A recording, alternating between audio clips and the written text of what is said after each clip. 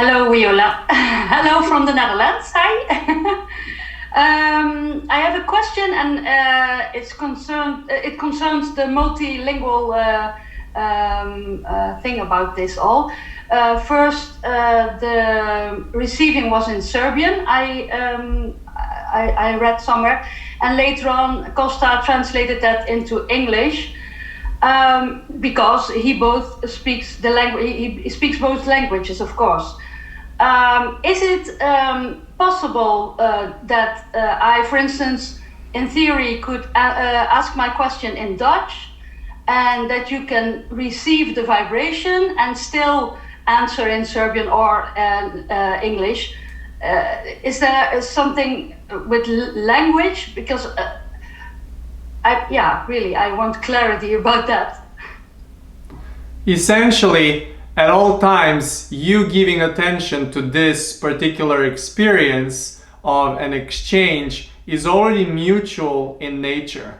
And so, even without any words being spoken, even without you voicing the question, even without you saying anything, there is so much exchange happening that you're receiving the benefit of the question that you have posed so far already. Kosta had this excitement about being so steady. Actually, he was looking for that in a way as a confirmation.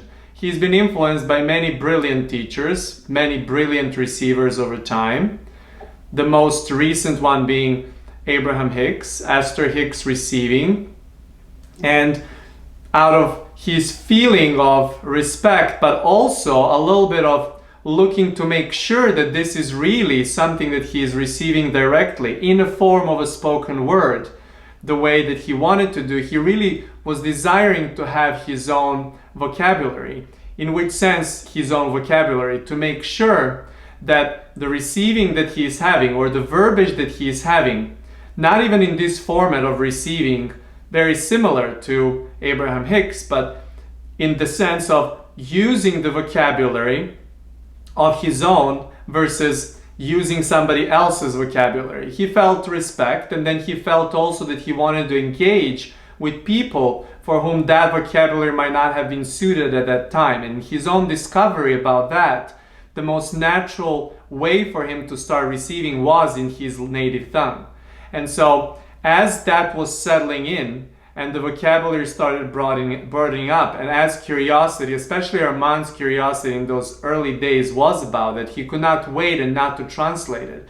And in that movement between receiving it in Serbian and then moving it into English, receiving it in Serbian and moving it into English, the blendedness of it all started becoming so steady that now it's really irrelevant in which language the question will be posed or asked. His desire is to be able to do this work in any language that he has been speaking so far. And as we often like to say, his memory bank that's being used is based off of his own experiences. He's not going to use now words in languages he does not understand and cannot reproduce the language that he has not been speaking, as that was not his desire to learn so far. But his desire is, there is few more languages that he is excited to flow through and share as the people using those languages get curious in their mutuality about having this platform, having this experience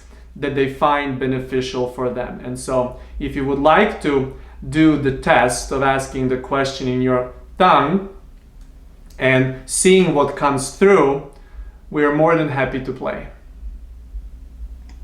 Okay, then my next short question I will do in Dutch. Als tijd en ruimte niet bestaat, hoe kan dan expansie zijn? Your place of satisfaction is always in the movement. So much in the movement that you do not really look so much for that which is expansion, because the expansion is not a destination.